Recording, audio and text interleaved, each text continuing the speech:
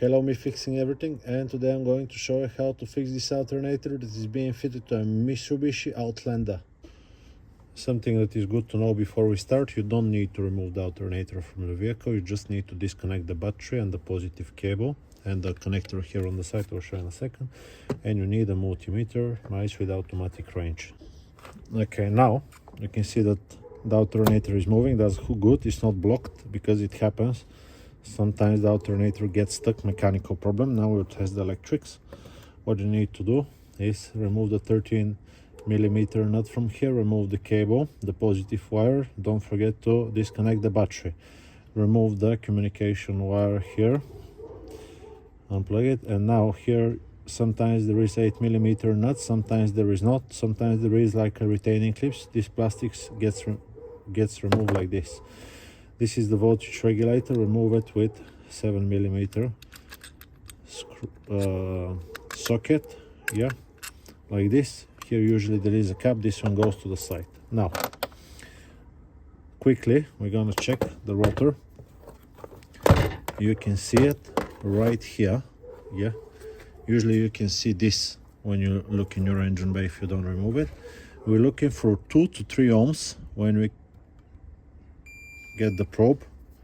I'll just put it on so it does not beep. If you see the screen, 2.5 ohms. From 2 to 3 ohms is okay. Now it doesn't matter if it's this side, yeah, or the other side. So polarity is not a problem, it's just like a big wire. What we also need to check if there is continuity between the slip rings and the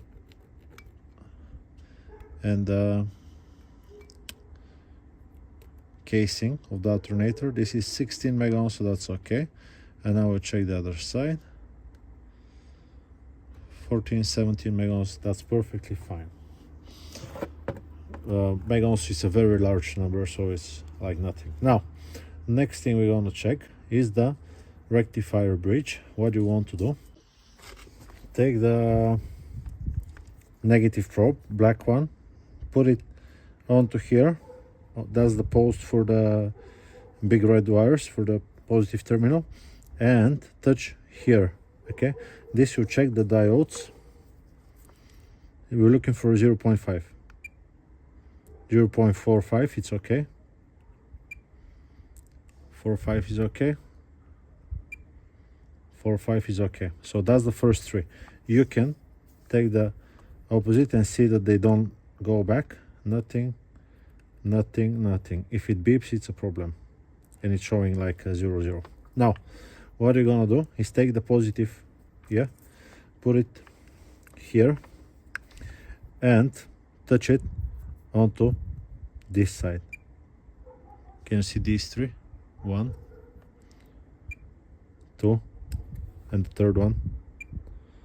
So this means the rectifier bridge is perfectly fine. You can take it again, black one, open, open, open, nothing. Good, so the rectifier bridge is okay. Next thing we're gonna check is the stator winding. We want to go on the side of them and hear them beep. But most importantly, we want to get on one of them, yeah, put the other one here and see nothing. If you hear beeping, it's going in the bin, yeah. If it's shorted to the wall, because it is possible, most possible if you ask me, it's going to the bin. So this is okay. This whole thing should work perfectly fine. Now you still might not have voltage coming and not charging. The last culprit will be this one. What you can do, which is not testing the alternator, but you can check the voltage that comes to the cable when the ignition is on. If you have 8 volts, it's definitely the voltage regulator. Unfortunately, other than the brushes, you can see these brushes are brand new.